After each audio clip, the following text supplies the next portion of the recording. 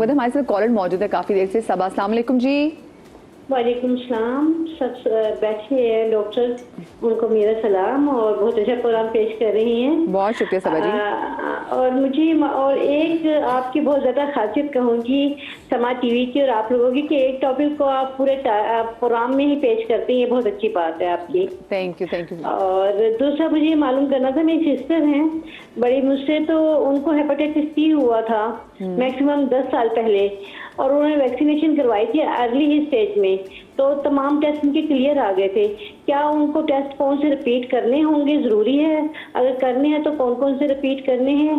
اور سیکنڈ یہ کہ میرے بھائی ہیں, ان کو نا فیٹی لیور ہے, تو ڈاکٹر لوگ نے ان لوگوں کو نا, بھائی کو میرے کچھ سیرپ دیے ہیں, کچھ ساچی دیے ہیں جو کہ پاؤڈر فارم میں ہوتے ہیں, ہیپا مرز ہے, پتہ نہیں ایسی, میرے پاس اس وقت میڈیسن نہیں ہے. تو کیا وہ ڈاکٹر نے جو ریکمینڈ سیرپ اور یہ ساچی دیے ہیں وہ اس کے فیٹی لیور کے لیے صحیح ہیں؟ اور کائنڈلی دونوں جواب ضرور دیجیے گا کہ آیا ٹیسٹ کروانے ہیں تو کون سے ٹیسٹ کروانے ہوں گے.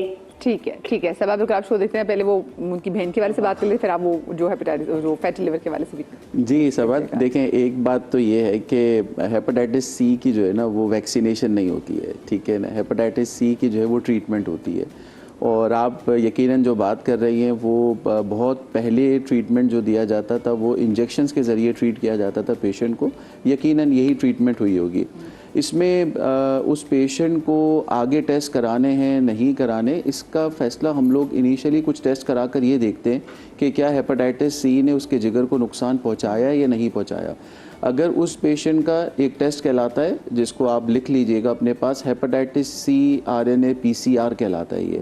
یہ PCR ٹیسٹ اگر اس پیشنٹ کا 2 سے 3 دفعہ نیگیٹو ہو جائے اور اس کے جگر کو ہیپاٹائٹس سی نے بالکل بھی نقصان نہ پہنچایا ہو, تو ایسے پیشنٹ کو بار بار ہیپاٹائٹس سی کے ٹیسٹ کرانے کی ضرورت نہیں ہوتی.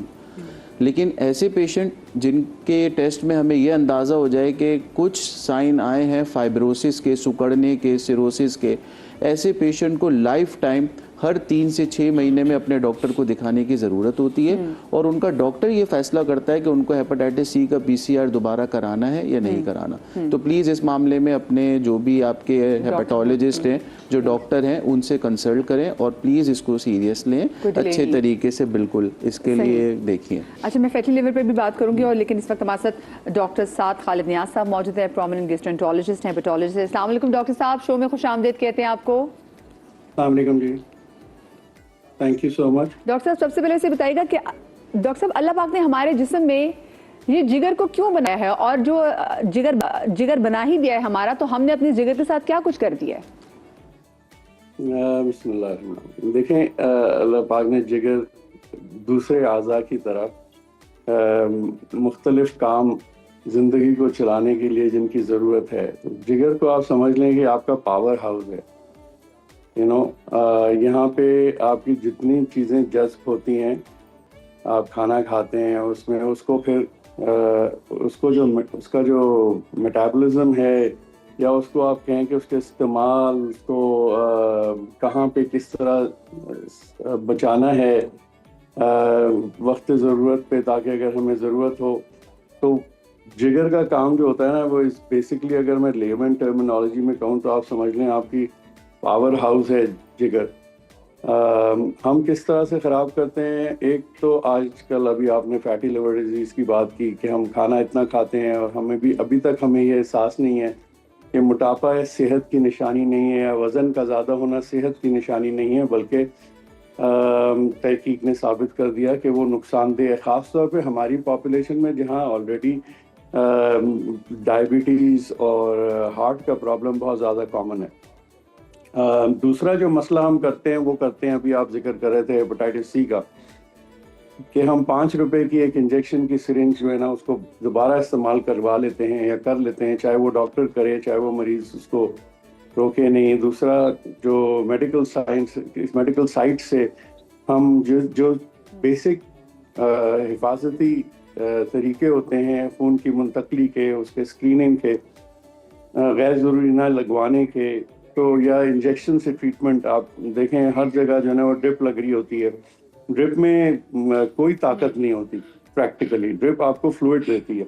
تو یہ کانسیپٹ ہمارے یہاں بڑا عام ہے جی, کہ ذرا کمزوری ہو رہی ہے ڈرپ لگا لیں. تو اس سے اچھا ہے کہ آپ ایک اچھی سی ڈرنک پی لیں. تو جب ہم یہ ساری چیزیں کرتے ہیں, یہ تو لوگ سیلف میڈیکیشن کی طرح کرتے ہیں کہ جی میں کمزوری فیل کری مجھے ڈرپ لگوا کے آئی, یہ تو ایسا ہوتا ہے. اور بالکل ایسے ہی ہوتا ہے. اور یہ بھی ہوتا ہے کہ انجیکشن مجھے لگا دیں, جی میری طبیعت ٹھیک نہیں ہے, میرا بخار ٹھیک نہیں ہو رہا, حالانکہ اس کو آرام سے 2 سمپل سی گولیاں, اکثر پیراسیٹامول کی, پیناڈول کی 2 گولیاں اگر آپ کھا لیں دن میں 2-3 دفعہ, تو آپ کا بخار کنٹرول آ جاتا ہے. زیادہ تر بخار وائرل ہوتا ہے, حالانکہ ہم اس کے لیے اینٹی بائیوٹکس لیتے رہتے ہیں اور غلط دوائیں لیتے ہیں. پھر اس کے بعد یہ ایک عام طور پہ یہ ایک لوگوں کے غلط فہمی ہے کہ حکمی دوائیں یا جو جڑی بوٹی کی دوائیں ہوتی ہیں یا جو ہومیوپیتھک میڈیسنز ہیں ان سے کوئی نقصان نہیں پہنچتا. ایسا بالکل نہیں ہے. جگر کی خرابی کسی بھی کیمیکل سے ہو سکتی ہے اور اس میں یہ سب بھی شامل ہیں. تو ہماری غیر ضروری ادویات کا استعمال, غیر ضروری نیڈلز کا استعمال, چاہے وہ انجیکشن میں ہو, بلڈ ٹرانسفیوژن میں ہو, چاہے اور دوسرا جیسے ابھی آپ نے دیکھا ہے انجیکشن لگانے سے ہیپاٹائٹس کے علاوہ HIV کا بھی ابھی ریسنٹلی آپ نے بہت دیکھا ہے.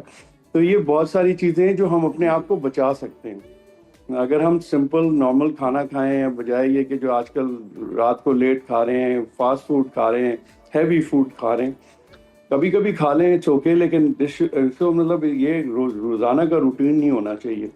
ایکسرسائز ہم کر نہیں رہے, تو ظاہر ہے یہ ساری چیزوں کو ایڈریس کرنا ضروری ہے. اس لیے کہ جو ترقی یافتہ ممالک ہیں وہاں پہ اس وقت جگر کی خرابی کا جو نمبر 1 کاز ہے وہ یہی جگر میں چربی جمع ہونے کا ہے. اور وہ کوئی میجورٹی لوگوں میں ہم کھانے کی وجہ سے, اپنے لائف سٹائل کی وجہ سے ہوتا ہے. تو اس کو اگر ہم احتیاط کر لیں, جیسے ابھی آپ لوگوں نے کہا سبزی اور فروٹ اور سیلڈ کا استعمال ہو, تیل گھی اس قسم کی چیزیں کم ہوں, لیکن ہماری زندگی میں ایکسرسائز کم ہے. اگر آپ شاپس کا حال دیکھیں تو ہمارے یہاں 11 بجے کھلتی ہیں, 12 بجے, اور یہ رات کو لیٹ ختم ہوتی ہیں. پھر وہ جاتے ہیں گھر جا کے کھانا کھاتے ہیں لیٹ نائٹ. تو لائف سٹائل کا جو ہے نا وہ بڑا مسئلہ ہے. ڈاکٹر صاحب مجھے یاد ہے بچپن میں کبھی جیسے ہوتا ہے کہ چلے کبھی روٹی بھی لانی ہوتی تھی نا, تو چلو واک کرتے ہوئے چلے گئے, مارکیٹ واک کرتے ہوئے چلے گئے, لیکن اب وہ واک کرنے والا بھی سین نہیں رہا. اب آپ کے پاس گاڑی ہے, سہولیات ہے, تو اب ہم نے وہ والی جو فزیکل ایکٹیویٹی پہلے ہوتی تھی وہ اب نہیں دیکھتے. مجھے ڈاکٹر صاحب آپ بتائیے گا, کیونکہ دیکھیں آپ نے بھی بات کی, آپ نے 2 میڈیسنس کا نام لیے, اب وہ جو لوگ دیکھ رہے ہیں انہوں نے کہنا بس اب تو زبردست بخار میں تو ہم نے یہی کرنا ہے, لیکن وہ جو اینٹی بایوٹکس کو لوگ استعمال کر لیتے ہیں اور خود سے شروع کر دیتے ہیں, تو دین دیر کمز اے ٹائم کہ آپ کی باڈی جو ہے نا اس پہ اس کا فرق بھی نہیں پڑا ہوتا. تو سر یہ سیلف میڈیکیشن کی وجہ سے جو آج کل لوگ کہتے ہیں جگر میں گرمی ہوگی ہے, کیا وہ اس وجہ سے ہوتی ہے یا اس کی بھی کوئی اور ریزنز بھی ہیں؟ دیکھیں تمام, جیسے میں نے کہا, زیادہ تر کیمیکلز کا جگر پہ منفی اثر ہو سکتا ہے, لیکن جیسے اینٹی بایوٹکس کا تو سب سے بڑا مسئلہ آپ یہ دیکھ لیں کہ ٹائیفائڈ ہمارے یہاں بڑا کامن ہے. اور ہمارے یہاں جس کو ہم جو عام دوائیں ٹائیفائڈ کی دنیا میں اگر اثر کرتی ہیں, تو اب وہ ہمارے یہاں اثر اس لیے نہیں کرتی کہ ہم جب بخار میں آتے ہیں تو ہم خود ہی سے جا کے اینٹی بایوٹک شروع کر دیتے ہیں, پہلی لے لیتے ہیں, دوسری لے لیتے ہیں, تیسری لے لیتے ہیں, حالانکہ اس کی ضرورت نہیں ہوتی. جتنی اینٹی بایوٹکس کا آپ عام استعمال کریں گے اتنا ہی مشکل ہوگا. ایکچولی یہاں پہ بہت ضروری ہے کہ حکومت جو ہے نا وہ اس میں ایک ایسا قدم اٹھائے جس میں فارمیسی سے, جیسے دنیا بھر میں جو دوائیں جن کے مضر اثرات ہیں ان کو بغیر ڈاکٹر کی پرسکرپشن کے نہیں ملنا چاہیے. بالکل صحیح. اچھا ڈاکٹر صاحب مجھے ویسے بتائیں کہ یہ جو ہیپاٹائٹس سے یہ جگر کے کینسر تک کا جو معاملہ ہوتا ہے وہ کیسے پہنچتا ہے؟ دیکھیں اس میں 2 ہیپاٹائٹس ہوتے ہیں. ایک تو عام جانڈس ہوتا ہے جو ہیپاٹائٹس A اور E سے ہوتا ہے, جس کی وجہ ہمارے یہاں پانی کا بہت زیادہ خراب ہونا اور پراپر وہ پانی سے پھیلتا ہے. لیکن جو ہیپاٹائٹس B اور C وہ پھیلتا ہے خون کی منتقلی سے یا خون آلودہ کسی بھی اوزار کی منتقلی سے, چاہے وہ نیڈل ہو چاہے وہ سرجیکل ہو. جب وہ آپ کے اندر ہوتا ہے تو وہ مسئلہ اس کا یہ ہے کہ وہ بہت آہستہ آہستہ آپ کو نقصان پہنچاتا ہے. آپ کو کوئی سمٹمز عام طور پہ کوئی آپ کو ہوتے نہیں ہیں ایسے علامات کہ آپ دیکھ کے بتا دیں. جب تک علامات آتی ہیں اس وقت تک, جیسے ڈاکٹر صاحب نے پہلے بتایا کہ جگر اگر سکڑ جائے تب علامات شروع ہوتی ہیں, اور جب تک اکثر مریضوں کو پتہ نہیں چلتا. ایک دفعہ جب جگر سکڑ جاتا ہے تو جو اس سیروسس میں جس کو ہم کہتے ہیں اس میں جگر کا سرطان ہونے کا یا کینسر ہونے کا خطرہ ہوتا ہے.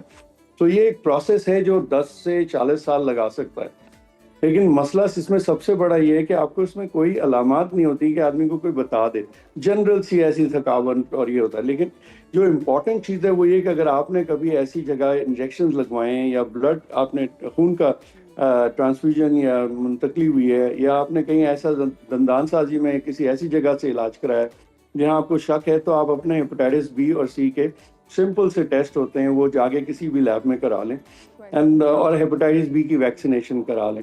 میرے حساب سے کم یہ اگر آدمی خود کر لے تو کچھ چیزوں سے تو انشاءاللہ اس کو یہ ہیپاٹائٹس بی اور سی سے تو مشکل اس کی نہیں ہوگی.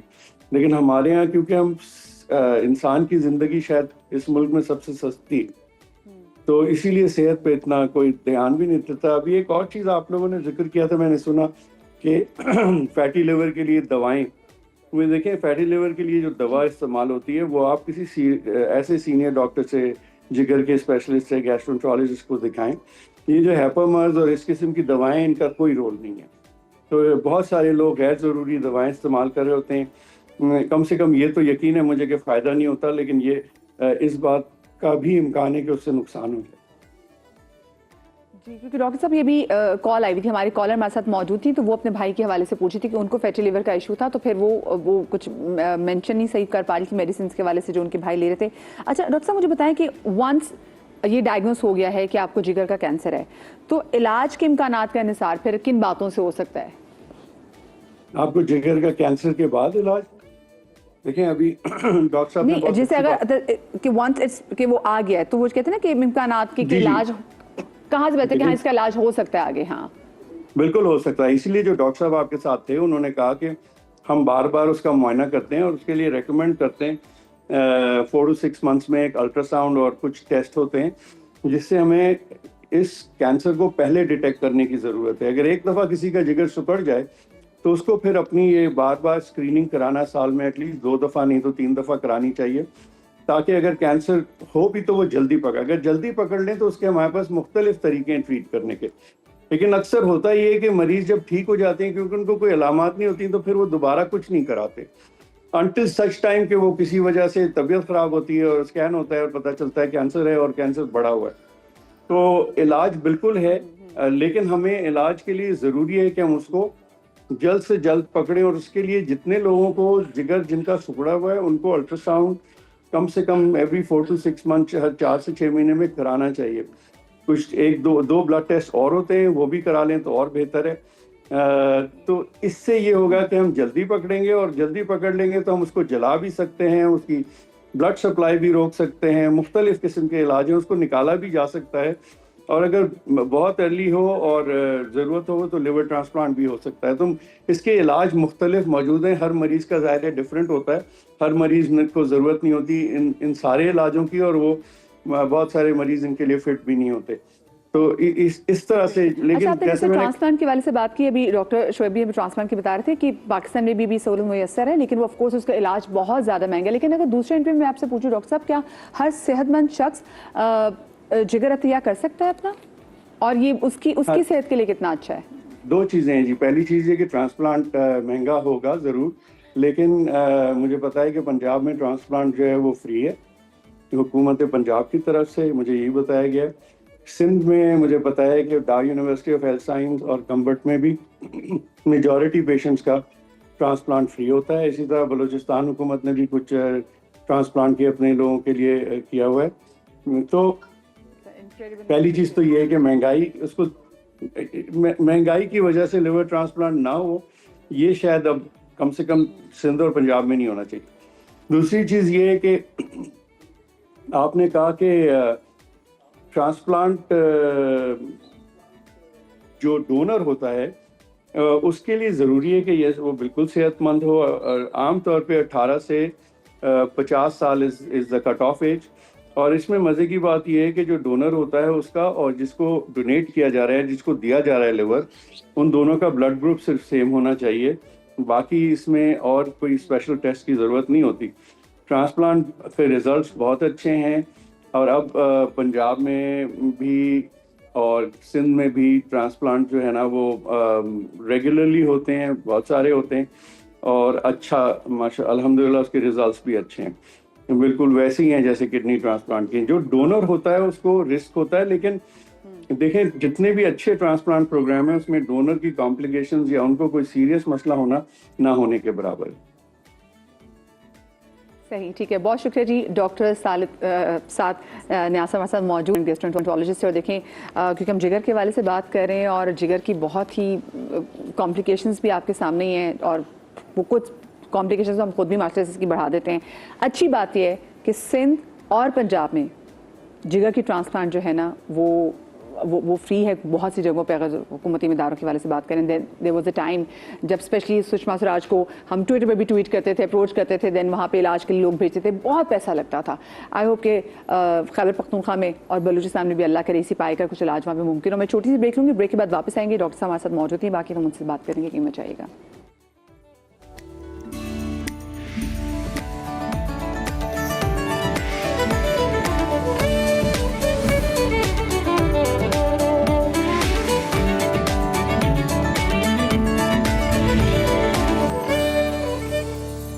Welcome back after the break. भाई आज के मेरे शो के बाद भी ना, अगर आप लोगों को लिवर की जो प्रॉब्लम है और आपने डायग्नोसिस जाके ना कराई, जो लिवर का जो छोटा टेस्ट जो कि 100 रुपए का आता है, डॉक्टर साहब ने बताया, आपने ना कराया ना, मैंने आपसे नाराज हो जाना, मैंने आपसे लिटरली पे पर्सनल हो जाना कि भाई इतना हम आप लोगों के लिए, मतलब सुबह हमने डॉक्टर्स का पैनल भी इकट्ठा आपके लिए इकट्ठा किया ताकि आप लोगों के जो मसले मसाइल हैं जिगर से रिलेटेड हम उसको हल कर सकें, आपको गाइड कर सकें, ताकि अगर खुदा न खासा आप अगर कहीं फंसे हैं आप कैसे निकल सकते हैं, और आपकी फैमिली में अगर खुदा न खासा ये प्रॉब्लम है तो वो जो है ना उस वर्ज तक ना पहुंचे जिस वर्ज तक आप लोग पहुंचे हैं। हम लोग फैटी लिवर के वाले से बात करते हैं, वो जो कॉलर थी सब डॉक्टर साहब ने तो खैर उनको जवाब दिया, लेकिन मैं कुछ अलामात तो आई एम श्योर होंगे ना डॉक्टर साहब फैटी लिवर के वाले से। That's true.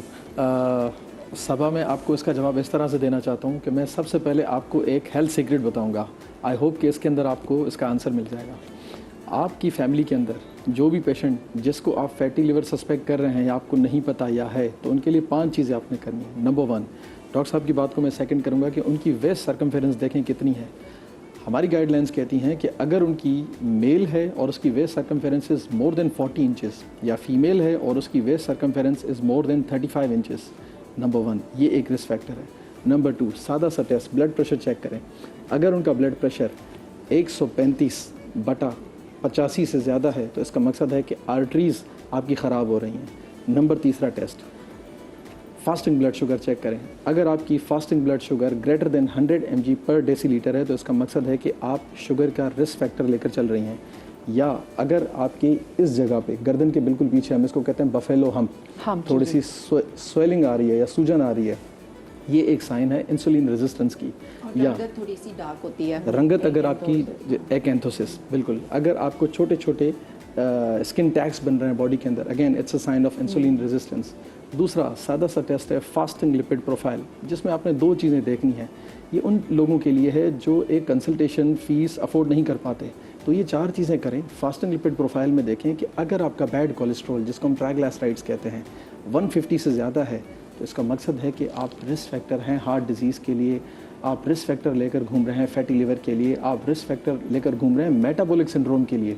दूसरी चीज़ कि अगर आपका गुड कोलेस्ट्रॉल, जिसको हम HDL कहते हैं, अगर वो लो है तो again you are at risk of metabolic syndrome. तो इन 5 चीज़ों में से अगर 3 चीज़ें उनके अंदर मौजूद हैं तो उनको मज़ीद अपनी स्क्रीनिंग करानी चाहिए। आपका सवाल का जवाब है कि वो स्क्रीनिंग क्या होनी चाहिए, वो स्क्रीनिंग होनी चाहिए फाइब्रोस्कैन। ये एक अल्ट्रासाउंड की नुमा एक टेस्ट होता है जिसमें हम लिवर के अंदर सख्ती यानी कि फाइब्रोसिस को चेक करते हैं कि नॉर्मल जो लिवर होता है it is firm in nature. अगर आप अपने नोज़ को थोड़ा सा टच करें कि दिस इज़ फर्म, अगर अपने हेड को थोड़ा सा टच करें तो दिस इज़ हार्ड। तो अगर लिवर के अंदर फाइब्रोसिस यानी कि हार्डनेस आ रही है, ये डिटेक्ट होती है फाइब्रोस्कैन पे। नॉन इन्वेसिव टेस्ट है, आसान टेस्ट है, तमाम गवर्नमेंट हॉस्पिटल्स के अंदर ईजीली अवेलेबल है, वो कराएं। उसके अंदर देखें कि अगर आपके लिवर के अंदर फाइब्रोसिस है, अगर स्टेज 2 दैट इज़ F2 या F3 कैटेगरी की फाइब्रोसिस है, तो रिसेंटली तकरीबन 1.5 साल पहले एक न्यू ड्रग लॉन्च हुई है, and it's a magical drug मैं कहूँगा, जो कि फाइब्रोसिस को रिवर्स कर रही है। तो आपके भाई उस ड्रग के कैंडिडेट हैं। नंबर 2, उनका एक सिंपल सा टेस्ट कराएं, लिवर फंक्शन टेस्ट, उसमें देखें कि लिवर के अंदर इन्फ्लेमेशन है या नहीं। तीसरी चीज़, उसके रिस्क फैक्टर्स को रूल आउट करें कि उनको फैटी लिवर हुआ क्यों। अगेन मैं बात करूंगा कि कॉज को रूल आउट करें। क्या आपके भाई कोई ऐसी ड्रग तो यूज़ नहीं कर रहे, कोई ऐसी दवा तो यूज़ नहीं कर रहे जिनका अखराज गुर्दे या जिगर की तरफ से होता है, तो अगेन ये एक रिस्क फैक्टर है। या कोई ऐसी कॉम्प्लीमेंट्री मेडिकेशंस या हकीमी मेडिकेशंस तो यूज़ नहीं कर रहे जो कि फैटी लिवर या लिवर इंजरी करा सकती हैं। या अल्कोहल या किसी ऐसी ड्रग का इस्तेमाल तो नहीं कर रहे जो कि फैटी लिवर का रिस्क फैक्टर है। इसके साथ साथ जो 3 टेस्ट मैंने बयान किए, थायराइड प्रोफाइल या TSH चेक करें, क्योंकि ये अगेन एक रिस्क फैक्टर है फैटी लिवर का। कोलेस्ट्रॉल का टेस्ट, और अगर अफोर्डेबिलिटी इश्यूज़ नहीं है और फास्टिंग ब्लड शुगर करा सकते हैं तो उसके साथ एक HbA1c ज़रूर कराएं उनका, ताकि पता चले कि वो प्री डायबिटिक या डायबिटीज़ के ज़िम्मे में तो नहीं आते। सही। अब आ जाए मैनेजमेंट पे। आपने एक साशे का नाम लिया कि ये साशे लेने से किसी ने उनको प्रिस्क्राइब किया है लेकिन बेहतरी नहीं आई। There is no role of any drug in fatty liver except lifestyle modification. It's very clear.